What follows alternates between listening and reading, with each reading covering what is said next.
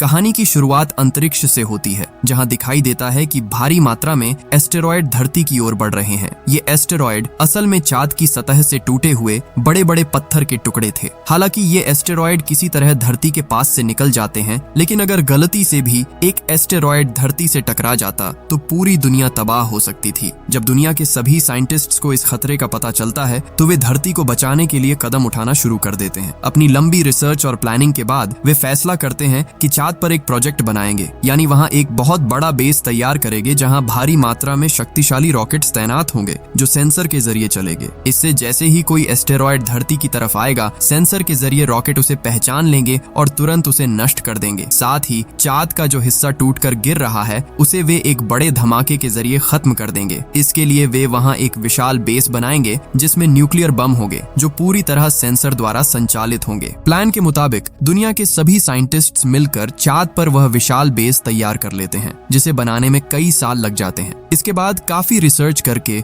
Nuclear rockets भी तैयार कर लिए जाते हैं। वे अपने इस प्रोजेक्ट में पूरी तरह सफल हो जाते हैं, जिसके कारण दुनिया भर में लोग इस सफलता का जश्न मना रहे होते हैं। इसी बीच हम दोसान नाम के एक लड़के को देखते हैं जो पेशे से एक एस्ट्रोनॉट है। हालांकि आज उसके सभी सहकर्मी जश्न में व्यस्त थे, लेकिन उसका ध्यान इन सब चीजों पर नहीं बल्कि अपनी कैप्टन सोही पर था। असल में दोसान लंबे समय से सोही से प्यार करता है, लेकिन सोही बहुत गुस्सैल स्वभाव की है, इसलिए दोसान को कभी उसे अपने दिल की बात बताने की हिम्मत नहीं हुई। दोसान बहुत मजाकिया और अपने काम के प्रति बेहद गंभीर रहता है, लेकिन जैसे ही सोही उसके सामने आती है सब कुछ गड़बड़ हो जाता है। उसका मन करता है कि वह दिन भर सोही को ही देखता रहे। इस वजह से सोही के सामने आते ही उसके काम बिगड़ने लगते हैं। आज भी जब दोसान के साथ ऐसा ही होता है तो सोही उस पर बहुत गुस्सा करती है और डांटते हुए कहती है कि उसे अपने काम पर और ध्यान देना चाहिए। उसने धमकी दी कि अगर ऐसा नहीं हुआ तो वह उसे टीम से बाहर निकाल देगी। इसके बाद चीन से कुछ स्पेसशिप चांद के उस बेस पर काम करने जाते हैं जहां कई एस्ट्रोनॉट्स मौजूद थे और उन लोगों के साथ दोसान और सोही भी शामिल थे। यहाँ बेस के अंदर दोसान अपने कमरे में बैठकर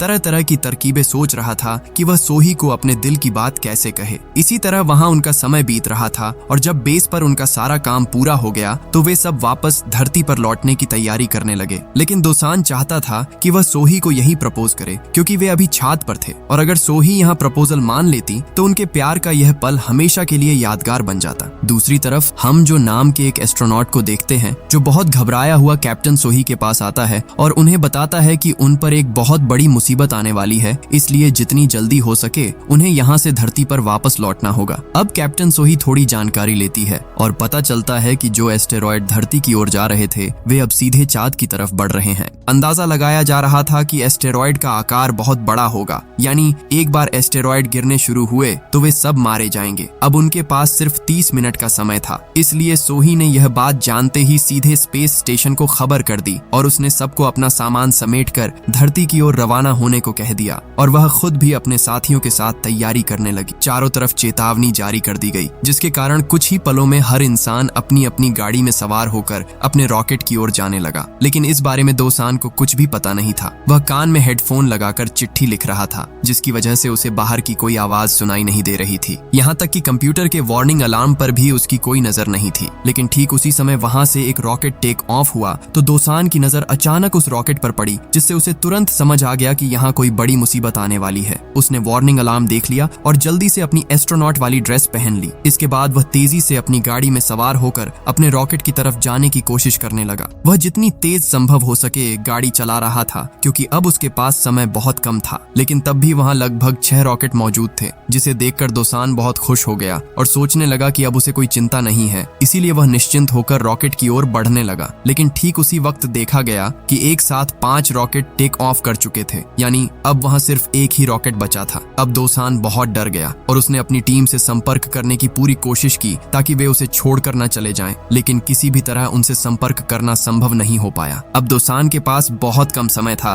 क्योंकि कुछ ही देर में चांद पर एस्टेरॉयड गिरने शुरू होने वाले थे। इसलिए दोसान रॉकेट तक तेजी से पहुंचने के लिए अपना रास्ता बदल लेता है। लेकिन कुछ दूर जाने के बाद ही रास्ते में एक बड़ा गड्ढा दिखाई देता है और दोसान के नियंत्रण खोने के कारण गाड़ी उस गड्ढे में गिर जाती है। उस गड्ढे से बाहर निकलने में ही दोसान को काफी समय लग गया और तब तक वहाँ जो आखिरी रॉकेट था वह भी टेक ऑफ कर चुका था। यानी सब लोग तो जा सके, लेकिन दोसान वहीं फंस गया। ठीक उसी समय चांद पर बड़े बड़े एस्टेरॉयड गिरने शुरू हो जाते हैं। एस्टेरॉयड जिसकी तादाद बारिश की बूंदों जैसी थी। दोसान तब एस्टेरॉयड से बचने के लिए दौड़ने लगा और सामने एक और बड़ा गड्ढा देखकर वह उसमें छिपने के लिए भागा, लेकिन ठीक उसी वक्त उस गड्ढे के अंदर एक बहुत बड़ा एस्टेरॉयड आकर गिर गया, जिससे दोसान छिटक कर दूसरी जगह जाकर गिर पड़ा और बेहोश हो गया। काफी घंटों बाद उसे होश आता है। दोसान देखता है कि एस्टेरॉयड गिरना बंद हो चुका था और वह किसी तरह बच गया था, जिससे वह बहुत खुश हो जाता है। इसके बाद जब वह चाँद से धरती की ओर देखता है तो उसे धरती की दूरी बहुत पास महसूस होती है। इसके बाद वह खुशी से खुद से ही कहने लगा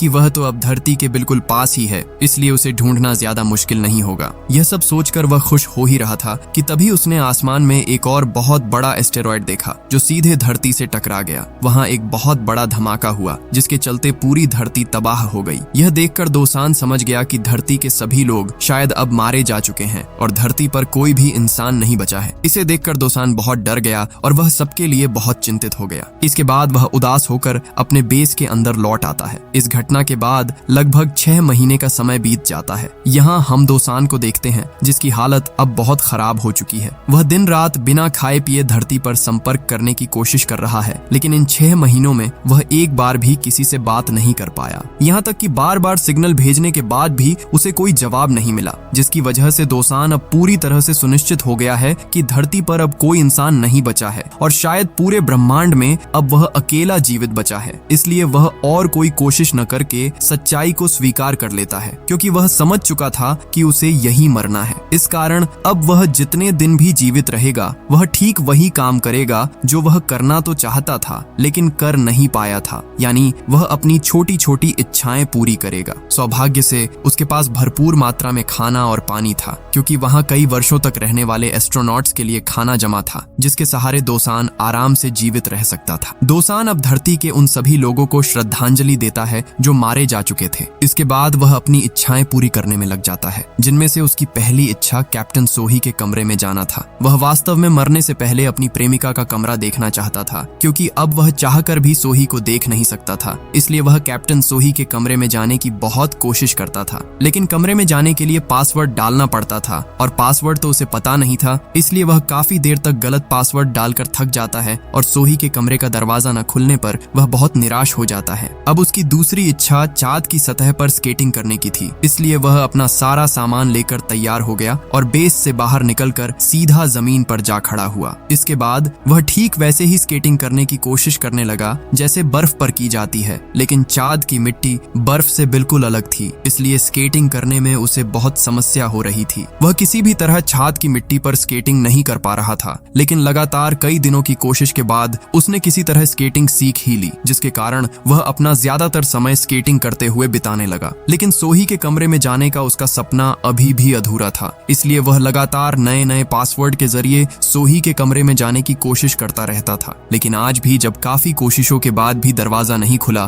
तो उसे बहुत गुस्सा आ गया और उसी समय उसके दिमाग में एक आइडिया आया। उसने तुरंत वहां छोटे मोटे धमाके के जरिए दरवाजा खोल लिया, जिससे वह बहुत खुश हो गया। इसके बाद वह सोही के कमरे को ध्यान से देखता है, जहां सोही की एक तस्वीर भी थी। अब वह खुद भी एकदम फ्रेश हो गया और उसने सोही की तस्वीर को अपने सामने बैठाया। वह वास्तव में सोही की तस्वीर के साथ एक डेट का आयोजन कर रहा था और ऐसा व्यवहार कर रहा था मानो उसके सामने सोही बैठी हो। वह सोही को सॉस देने के लिए हाथ बढ़ाता है, लेकिन गलती से उसके हाथ से सोही के चेहरे पर थोड़ा सॉस गिर जाता है। जब दोसान सोही के चेहरे की तरफ देखता है तो वह अनजाने में ही सोही की तस्वीर को चूम लेता है। इसी समय यह दिखाई देता है कि स्पेस स्टेशन पर एक और नया स्पेस स्टेशन बनाया गया है जो वास्तव में उनका हेडक्वार्टर था और उस हेडक्वार्टर से दोसान की पूरी टीम उसे देख रही थी। यानी धरती वास्तव में बिल्कुल ठीक है, धरती के सभी लोग जीवित हैं और दोसान को बचाने के लिए उसके टीम मेंबर्स कई दिनों से कोशिश कर रहे हैं। दोसान की ऐसी हरकतें देखकर वहां मौजूद सभी लोग अपना सिर झुका लेते हैं, लेकिन कैप्टन सोही जब यह देखती है तो वह हैरान रह जाती है, क्योंकि उसने कभी कल्पना भी नहीं की थी कि दोसान उससे इतना प्यार करता है। सिग्नल की समस्याओं के कारण वे सिर्फ दोसान को देख पा रहे थे, लेकिन दोसान से किसी भी तरह बात नहीं कर सकते थे।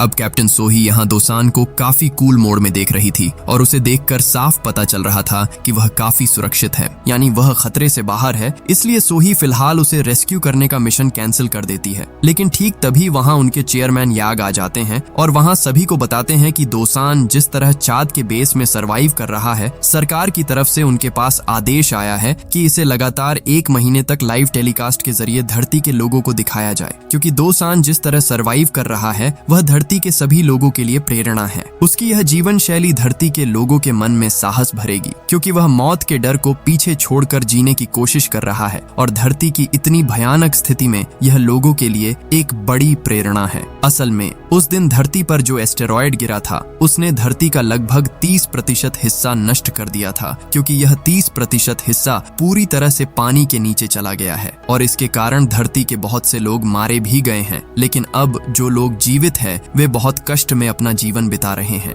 यहाँ तक कि इस भयानक नुकसान का सामना पूरी दुनिया के लोग कर रहे हैं। इसलिए उन्हें नई तरह से जीने की प्रेरणा देने के लिए सरकार ने दोसान को लाइव टेलीकास्ट के माध्यम से सबको दिखाने के लिए कहा है, क्योंकि अगर दोसान अकेले मौत को भुलाकर सरवाइव कर सकता है तो धरती पर तो वे सब एक साथ सरवाइव कर रहे हैं। लेकिन एस्ट्रोनॉट्स की टीम में जो नाम का जो व्यक्ति था उसने वहां सबको कहा कि दोसान लोगों के मन में प्रेरणा देने लायक इंसान नहीं है। उसे इस काम के लिए भरोसा करना ठीक नहीं होगा, क्योंकि वह किसी भी समय कुछ भी अजीब काम कर सकता है। लेकिन तभी कैप्टन सोही ने उन सभी को कहा कि चिंता की कोई बात नहीं है, क्योंकि वे दोसान की आवाज नहीं सुन सकते। इसलिए उन्होंने फैसला किया है कि वे दोसान के वीडियो की डबिंग करेंगे और इस तरह डबिंग करके ही वे किसी भी समय लोगों को कोई भी मैसेज दे सकेंगे। अब कैप्टन सोही प्रेस कॉन्फ्रेंस के माध्यम से धरती के लोगों को दोसान के बारे में कुछ मनगढ़ंत कहानियां सुनाती है जो लोगों के मन में प्रेरणा भर देगी। सोही तब लाइव स्ट्रीम पर जाकर धरती के सभी लोगों को संबोधित करते हुए कहती है कि चांद पर पहुंचने के बाद उनका एक एस्ट्रोनॉट बहुत मुसीबत में पड़ गया था, इसलिए दोसान ने अपनी जान की परवाह न करते हुए खुद अपनी गाड़ी चलाई और उस एस्ट्रोनॉट को बचाने के लिए गया और उसने अपनी जान जोखिम में डालकर उसे बचाया। इतना ही नहीं,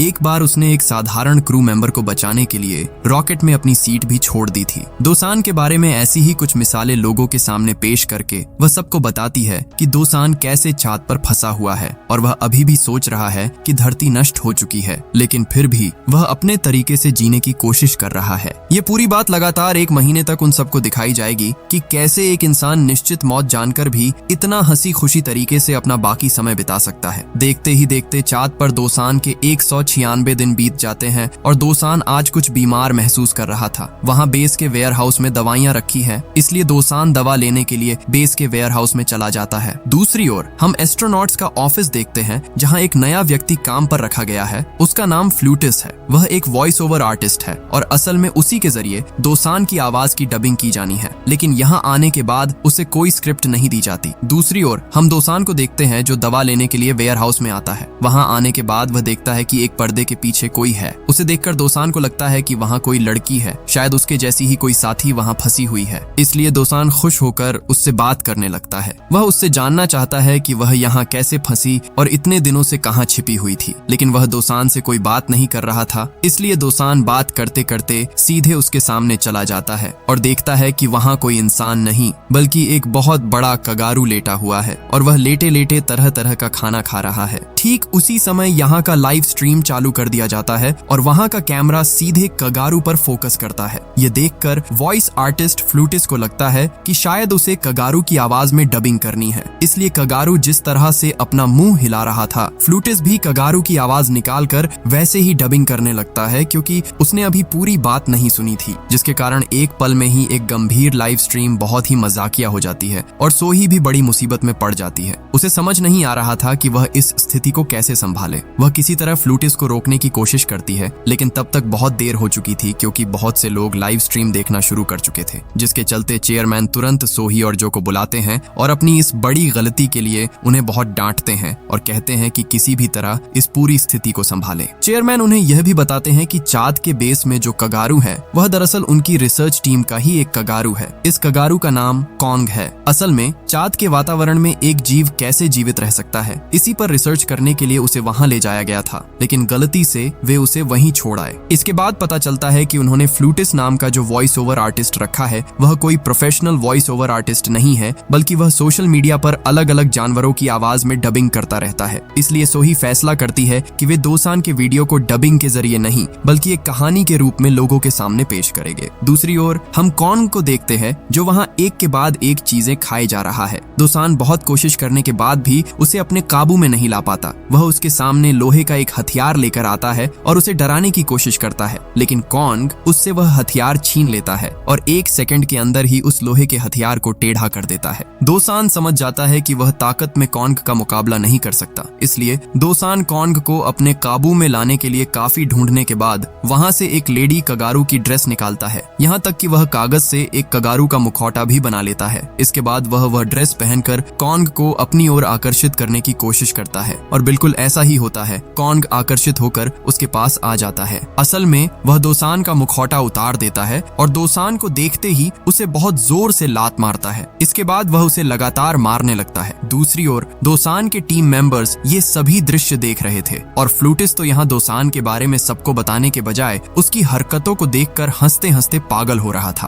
अब सोही अपने टीम मेंबर्स के साथ बैठकर सब कुछ प्लान कर रही थी कि वे काम को ठीक से कैसे संचालित करेंगे, लेकिन तभी वहां जू आता है और उन्हें बताता है कि चांद पर दोसान और कॉन्ग के बीच एक बहुत बड़ी फाइट होने वाली है। उन दोनों ने शायद एक दूसरे को चुनौती दी है। अब इस फाइटिंग मैच की खबर सुनकर सब बहुत एक्साइटेड हो जाते हैं। दर्शक उन दोनों को देखने के लिए बेसब्री से इंतजार कर रहे थे और सोही वो उसकी टीम यह देखना चाहती थी कि दोसान आखिर क्या करने वाला है। कुछ ही देर में दोसान और कॉन्ग के बीच लड़ाई शुरू हो जाती है। दोसान अलग अलग तरीकों से कॉन्ग को हराने की कोशिश कर रहा था, यहाँ तक कि उसने एक गन भी ली थी जिससे छोटे छोटे बॉल्स निकल रहे थे, जिससे चारों तरफ हड़कंप मच गया था। उन दोनों के बीच जबरदस्त लड़ाई हो रही थी। एक पल पर दोसान गुस्से में कॉन्ग को इतनी जोर से थप्पड़ मारता है कि कॉन्ग उसे पलटकर थप्पड़ मार देता है, जिससे उसका गाल बिल्कुल लाल हो जाता है। हालांकि कॉन्ग पहले डरने का नाटक करता है, लेकिन थोड़ी ही देर बाद वह उसके सामने आकर इतनी जोर से लात मारता है कि वह तुरंत छिटक कर गिर जाता है और बेहोश हो जाता है। दोसान की यह हालत देखकर सोही बहुत डर जाती है और वह किसी तरह कनेक्शन बनाकर दोसान से बात करने की कोशिश करती है। वह अलग अलग तरीकों से दोसान को सिग्नल भेजती है। कुछ घंटों बाद देखा जाता है कि दोसान को होश आ गया है और होश में आते ही दोसान अपनी स्क्रीन पर देखता है कि स्पेस स्टेशन से किसी ने उससे संपर्क करने की कोशिश की है, यानी धरती बर्बाद नहीं हुई है, इंसान अभी भी जीवित है। ये देखकर वह बहुत खुश हो जाता है। वह खुशी के मारे रोने लगता है। हालांकि वह उनकी कोई बात सुन तो नहीं पा रहा था, लेकिन यह जानना ही उसके लिए सबसे बड़ी खुशी थी कि सब जीवित हैं। लेकिन दूसरी ओर सोही और उसकी टीम जब यह देखती है तो वे बिल्कुल हैरान रह जाते हैं, क्योंकि उनका कोई सिग्नल अभी तक वहां पहुंचा ही नहीं था। तो फिर दोसान को कैसा सिग्नल मिल रहा था? असल में कॉन्ग की लीज के साथ एक डिवाइस लगा था जिसके रिफ्लेक्शन से कंप्यूटर स्क्रीन पर हलचल दिख रही थी। यानी अभी तक सोही लोग दोसान से संपर्क नहीं कर पाए थे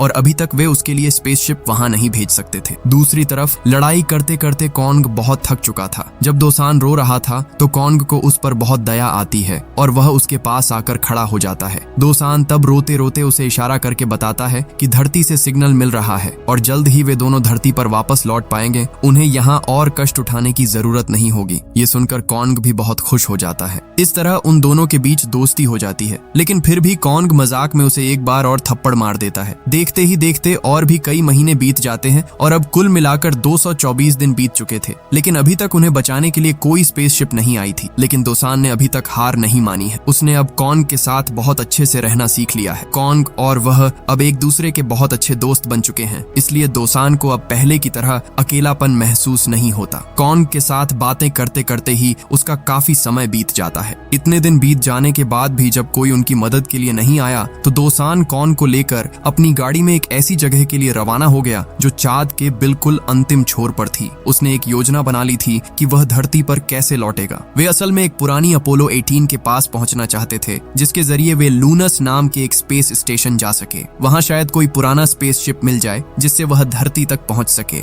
देखते ही देखते दोसान उस जगह पर पहुंच गया और सौभाग्य से वहां एक बहुत पुराना स्पेसशिप था। इसे देखकर दोसान बहुत खुश हो गया। लेकिन स्पेसशिप का लूनस नाम का एक एआई डॉग था जो मूल रूप से स्पेसशिप संचालित करने वाले एआई असिस्टेंट के तौर पर काम करता था। इसीलिए वह अपने पास मौजूद डिवाइस के जरिए किसी तरह लूनस को ढूंढने की कोशिश कर रहा था। रॉकेट बहुत पुराना था, इसीलिए उसकी कई चीजें खराब हो चुकी थी। दोसान तब कॉन्ग को लेकर किसी तरह स्पेसशिप को अपने बेस पर ले आता है और फिर उसे ठीक करने में जुट जाता है। वह सबसे पहले स्पेसशिप के उन हिस्सों को धीरे धीरे बदलने लगा जो टूट चुके थे। लेकिन स्पेसशिप की सबसे बड़ी समस्या उसका स्पेसक्राफ्ट था। किसी साधारण एस्ट्रोनॉट के लिए इसे ठीक करना आसान काम नहीं था, लेकिन दोसान ने यहाँ अपने तरह तरह के आइडियाज इस्तेमाल किए और किसी तरह स्पेसक्राफ्ट को भी ठीक ठीक कर लिया। ये सब चीजें सोही और उसकी टीम देख रही थी। दोसान का ऐसा टैलेंट देखकर वे बिल्कुल हैरान रह गए। सोही ने तुरंत दोसान की फाइल चेक की और उसे पता चला कि दोसान वास्तव में एक फ्लाइट इंजीनियर था, इसलिए उसे इन सब चीजों का बेसिक नॉलेज बहुत अच्छा था। इधर स्पेसशिप ठीक करते करते दोसान को एक बात पता चली कि स्पेसशिप बहुत पहले टूट जाने के कारण अब उसकी क्षमता सिर्फ 20 पाउंड की है, यानी इस स्पेसशिप से दोसान अकेला ही यात्रा कर पाएगा। वह कॉन्ग को अपने साथ नहीं ले जा पाएगा, इसीलिए वह कॉन्ग को अपनी गाड़ी में बिठाकर उससे थोड़ा दूर छोड़ आता है। लेकिन जैसे ही वह वापस आ रहा था तभी पीछे से कॉन्ग फिर उसके साथ आकर बैठ गया, यानी कॉन्ग उसे किसी भी तरह अकेला नहीं छोड़ रहा था। इसलिए अब दोसान को कोई न कोई रास्ता निकालना होगा जिससे स्पेसशिप की क्षमता बढ़ाई जा सके। तभी उसके दिमाग में एक आइडिया आया। उसे चांद पर मौजूद एक हथियार की याद आ गई जिसे वह स्पेसशिप के प्रोटोटाइप इंजन के रूप में इस्तेमाल कर सकता था। उसमें भारी मात्रा में न्यूक्लियर था, इसलिए उस हथियार को लाना बहुत ज्यादा जोखिम भरा था क्योंकि किसी भी समय धमाका हो सकता था। इसलिए दोसान कॉन्ग को वहीं छोड़कर अकेले ही उस हथियार को लाने जाना चाहता था, लेकिन इस जोखिम को समझने के बाद भी कॉन्ग उसका साथ देना चाहता था। इसलिए अब वे दोनों मिलकर उस हथियार को लाने के लिए निकल पड़ते हैं। दूसरी ओर सोही एस्ट्रोनॉट जू से जानना चाहती थी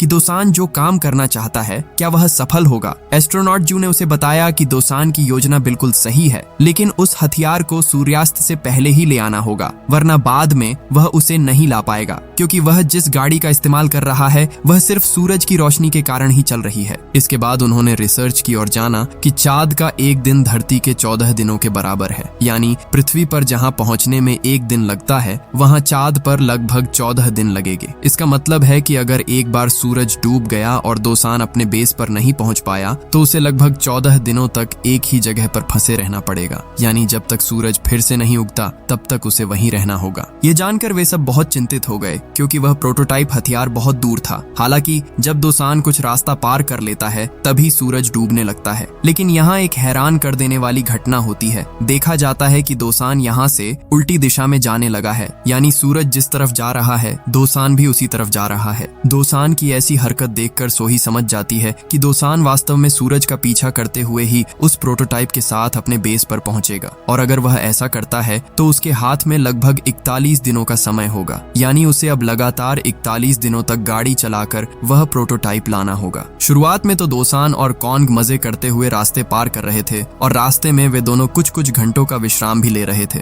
इस तरह करते हुए लगातार काफी दिन बीत गए, लेकिन लगातार गाड़ी चलाने के कारण दोसान अब बहुत थक चुका था। इसीलिए दोसान और कॉन्ग ने खुद को एक रस्सी से बांध लिया था ताकि अगर दोसान सो जाए तो कॉन्ग उसे जगा सके। इस तरह लगातार कई दिनों तक गाड़ी चलाने के बाद वे किसी तरह उस प्रोटोटाइप इंजन तक पहुंच गए। वहां पहुंचने पर जब दोसान सब कुछ चेक कर रहा था तो कॉन्ग एक बटन के सामने जाकर बार बार उसे दबा रहा था। सौभाग्य से वह इंजन चेक करने वाला बटन था, इसलिए वे एक बहुत बड़ी मुसीबत से बच गए। इसके बाद दोसान को गुस्सा आ गया और उसने कॉन्ग को वहां के एक कमरे में बंद कर दिया क्योंकि वह किसी भी समय कोई बड़ी मुसीबत पैदा कर सकता था। अब दोसान उस प्रोटोटाइप इंजन को ले लेता है और उसकी गाड़ी के पीछे वह कमरा लगा हुआ था जिसमें कॉन्ग था। रास्ते ऊबड़ खाबड़ होने के कारण गाड़ी का वह हिस्सा अलग हो गया जिसके अंदर कॉन्ग था। जब तक दोसान को इस बात का एहसास हुआ तब तक बहुत देर हो चुकी थी। दोसान बहुत दूर आ चुका था और अगर वह अब वापस कॉन्ग को लेने जाता तो किसी भी पल सूरज की रोशनी उसकी पहुंच से बाहर हो सकती थी। इसलिए वह सब कुछ भूलकर आगे बढ़ने का फैसला करता है और वह काफी दूर निकल भी आता है, लेकिन उसे कॉन्ग की बहुत याद आ रही थी क्योंकि जानवर होने के बावजूद कॉन्ग की भी तो जान है। इसलिए उसने अपनी परवाह किए बिना तुरंत गाड़ी घुमा ली। पृथ्वी के लोग ये सब देख रहे थे और कॉन्ग के प्रति दोसान की ऐसी उदारता देखकर वे बहुत भावुक हो गए। काफी रास्ता तय करने के बाद दोसान कॉन्ग के पास पहुंच गया। दूसरी ओर सोही और उसकी टीम रिसर्च करके समझ गई थी कि दोसान और कॉन्ग अब समय रहते बेस तक नहीं पहुंच पाएंगे। इसलिए सोही अपनी टीम से लूनस नाम के उस एआई असिस्टेंट को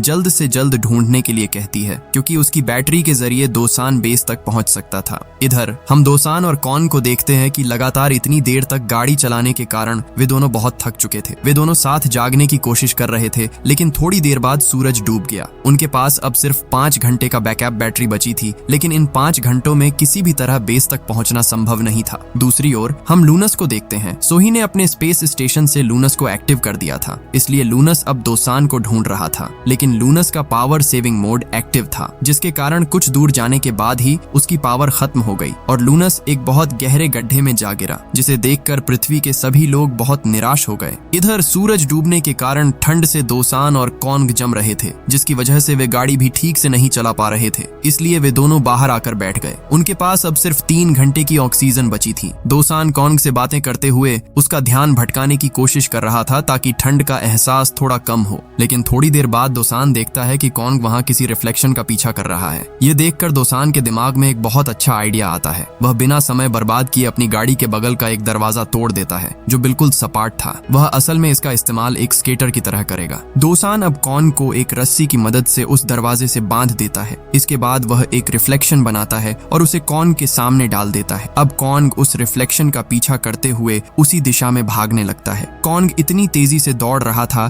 कि उसकी रफ्तार गाड़ी से कई गुना ज्यादा थी, जिससे वे कुछ ही पलों में मीलों का रास्ता तय कर लेते हैं। लेकिन काफी आगे जाने के बाद वे एक ऐसी जगह पहुंचते हैं जहां एक बहुत बड़ा गड्ढा था और इस गड्ढे को पार करना कॉन्ग के लिए संभव नहीं था। हालांकि दोसान के पास एक और प्लान था। उसके पास 2 गैस टैंक थे, इसीलिए दोसान बिना डरे कॉन्ग से गड्ढे में कूदने को कहता है। जैसे ही कॉन्ग कूदता है, दोसान अपने गैस टैंक खोल देता है, जिससे उस गैस के प्रेशर से वे सुपरमैन की तरह हवा में उड़ते हुए गड्ढा पार कर जाते हैं। पृथ्वी के लोग दोसान की इस सफलता का जश्न मनाने लगते हैं। सब लोग उसकी इस बुद्धि और बहादुरी से बहुत खुश थे और दुनिया भर से उसे सम्मान और पुरस्कार मिलने लगे। अंततः काफी कोशिशों के बाद दोसान और कॉन्ग किसी तरह उस न्यूक्लियर बम और प्रोटोटाइप इंजन को अपने बेस तक ले आते हैं। दूसरी तरफ सोही अपने चेयरमैन को बताती है कि अगले 3 महीनों में उनका सारा कम्युनिकेशन सिस्टम ठीक हो जाएगा और तब वे सीधे दोसान से बात कर पाएंगे। इतना ही नहीं, वे दोसान को वापस लाने के लिए स्पेसशिप भी भेज सकेंगे। यानी धीरे धीरे सब कुछ ठीक हो रहा था और दोसान भी अब बहुत खुश था,